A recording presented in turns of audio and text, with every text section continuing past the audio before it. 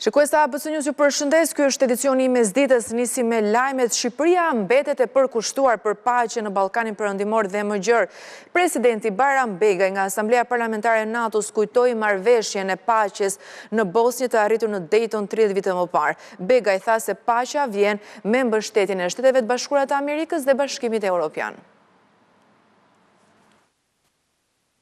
Nga Daytoni në Shtetet e Bashkuara të Amerikës, në 30 vjetorin e marrëveshjes së paqes për Bosnjën dhe Hercegovinën, presidenti I Shqipërisë Bayram Begaj, në fjalën e tij, u kërkoi aleatëve në Asamblen Parlamentare të NATO-s për një paqe të përhershme në rajonin e Ballkanit Perëndimor.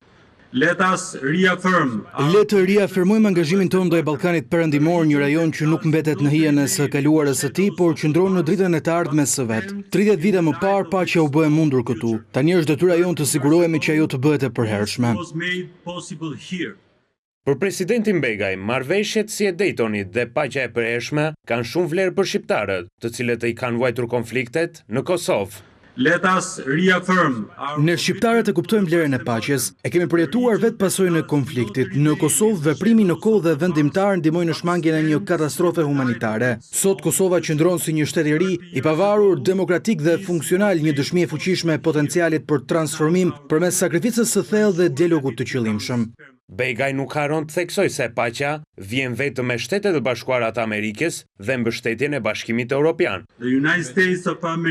Shtetet e Bashkuara të Amerikës luajtën një rol historik në sigurimin e paqes 3 dekada më parë. Pa udhëheqjen amerikane, marrëveshja e Daytonit nuk do të ishte e mundur. Pa udhëheqjen amerikane, ne nuk do të kishim një Kosovë të pavarur. Ne shqiptarët e vlerësojmë thellësisht rolin thelbësor që luan Bashkimi Evropian në rajon përmes mbështetjes për forcimin e demokracisë, sundimit të ligjit, sigurisë, mbrojtjes dhe zhvillimit ekonomik. Por Begaj u kujtoi aleatëve të NATO-s se rreziku ndaj rajonit është shumë pranë me konfliktin në Ukrainë, ndaj dhe kishte një apel.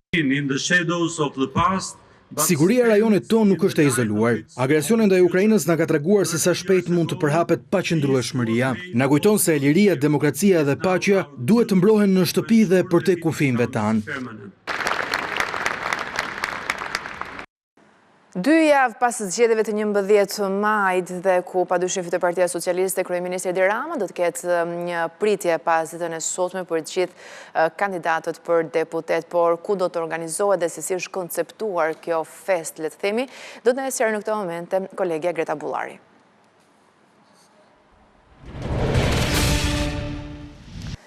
Greta, të përshëndes, kur është menduar dhe ku do të zhvillohet pritja që zoti Rama ka rezervuar për kandidatët e tij? Fabiola, të përshëndes, në orën 18 në Pallatin e Brigadave, kryesocialisti Edi Rama do të pres në një takim misor, në fakt sikundërse është cilësuar edhe kandidatët për deputet kësaj force politike në 12 qarqe.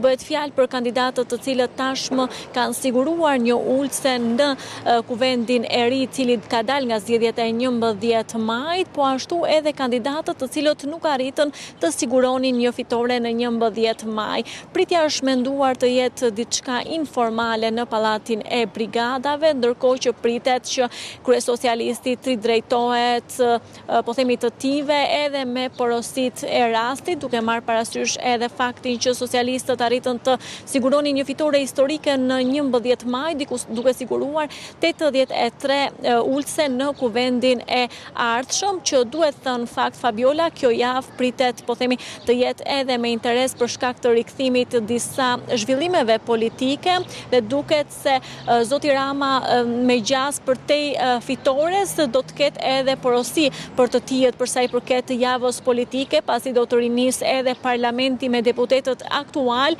të cilët do të zhvillohen edhe për gjatë muajit qershor, ndërkohë që patjetër do të vi mëtej edhe korriku dhe gushti kur zotit Rama do t'i duhet të mendoj edhe për përbërjen e qeverisë të tij të ardhshme.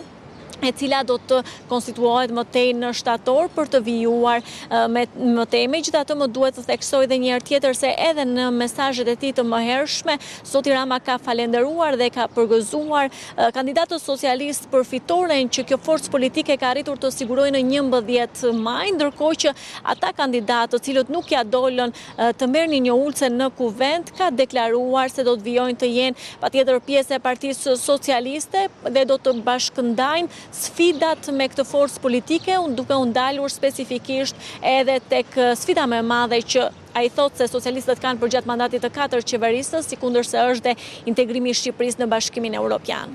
E kuptoj mirë, Greta, faleminderit për këtë raportim nga Silvia Roz.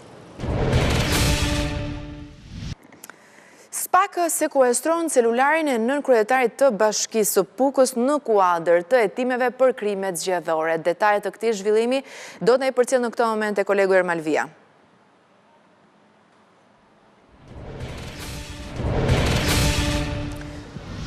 Ermal, të përshëndes, sekuestroi celularin e nënkryetarit të Bashkisë së Pukës, çfarë provash ka SPAK? Fabiola, atëherë prokuroria e posaçme në kuadër të një procedimi penal sa i takon hetimit të krimeve zgjedhore ka kryer një operacion në Bashkinë e Pukës, teksa ka sekuestruar celularin e zëvendës kryetarit të Bashkisë së Pukës, ndues Suma Kukti të fundit me dyshimin e përfshirjes në korrupsion zgjedhor. Nga ana tjetër, përveç aparatit telefonik të nënkryetarit, janë sekuestruar edhe 3 telefonat të tjerë për të cilët prokuroria e posaçme ka dyshime se personat të cilët i posedojnë kanë qenë të përfshirë në krimet zgjedhore. Nga ana tjetër, kujtojmë që hetimet e prokurorisë së posaçme lidhen me një procedim penal të korrupsionit në zgjedhje, me dyshimin se personat e përfshirë të kenë dhënë para tek persona të tjerë për të votuar apo për të favorizuar subjekte të caktuara politike. Kujtojmë që nënkryetari i Bashkisë së Pukës mbante siglën e Partisë Demokratike në kohën kur janë zhvilluar, po themi, zgjedhjet vendore për kryetar bashkie në Pukë, ku ky fundi fakt është zgjedhur nënkryetar. Por nga ana tjetër, kujtojmë që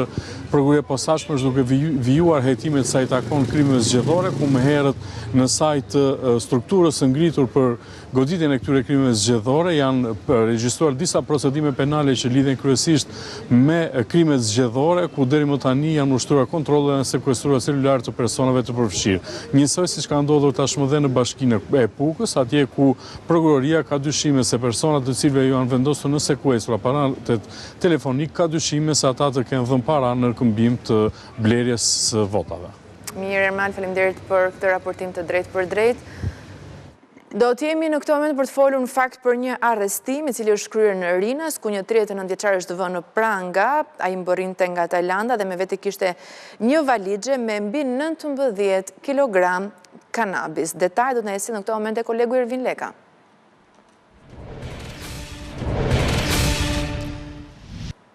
Ervin, të përshëndes, kush është 39 vjeçari i arrestuar?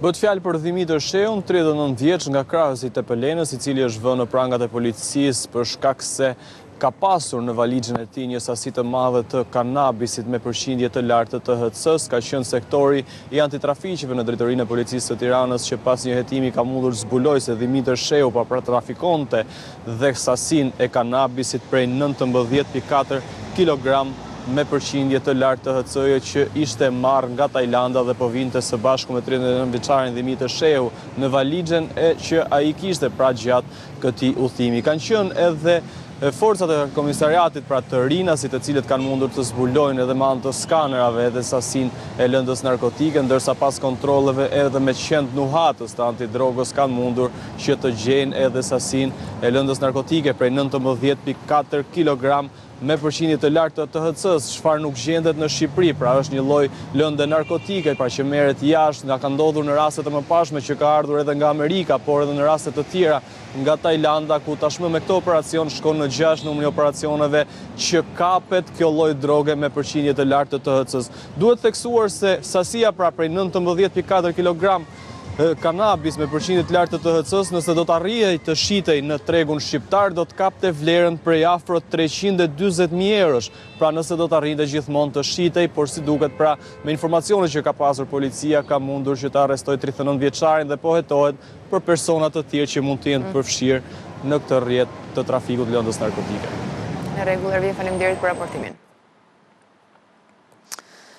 3 shqiptar, 2 gra dhe 1 burr kanë humbur jetën ndërsa 4 të tjerë janë plagosur pasi minibusi me të cilin udhëtonin ka dalë nga rruga në Koblenz të Gjermanisë. Aksidenti ndodhi ndërsa ata po ktheheshin nga një festë familjare mëngjesin e djeshëm. Ministria e Jashtme e Shqipërisë thotë se po ndjek nga afër zhvillimet në lidhje me aksidentin.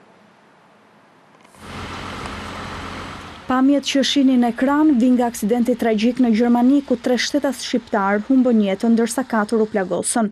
Aksidenti i rëndë ndodhi në Koblenz, në rrethana ende të paqarta për grupin e hetimit. 2 gra dhe 1 burr të moshave 47, 53 dhe 65 vjeç, identiteti i të cilëve nuk dihet ende, humbën jetën nga përplasja fatale e një minibusi me 9 pasagjerë rreth orës 4 të mëngjesit të së dielës. Sipas mediave të huaja, ngjarja tragjike ka ndodhur ndërsa pasagjerët po ktheheshin nga një festë familjare kur minibusi doli nga rruga dhe u përmbys disa herë. Ministria e Jashtme e Shqipërisë thotë se është njoftuar nga autoritetet gjermane për aksidentin e rëndë. Ministria për Europën dhe Punët e Jashtme është informuar nga autoritetet gjermane për një aksident të rëndë rrugor të ndodhur në orët e para të mëngjesit të datës 25 maj pranë qytetit Koblenz, ku janë përfshirë disa shtetas shqiptar. Me keqardhje njoftojmë se si pasojë e këtij aksidenti kanë humbur jetën 3 shtetas shqiptar, ndërsa 4 të tjerë janë plagosur dhe po marrin trajtim në spitalet lokale. Ambasada e Republikës së Shqipërisë në Berlin dhe konsullata e përgjithshme në Mni kanë qenë në kontakt të vazhdueshëm me autoritetet gjermane dhe kanë ndjekur nga afër zhvillimet. Hetimet për rrethanat e aksidentit janë ende në vijim. Personat e plagosur janë dërguar në spital ku po marrin ndihmën mjekësore. Është një aksident shumë i tmerrshëm. Kemi ardhur në fund të edicionit mesditës, ju kujtohet klikoni në webin tonë ABC News Pikal për të tjera zhvillime, në radio gjithashtu na gjeni në frekuencat 105 FM.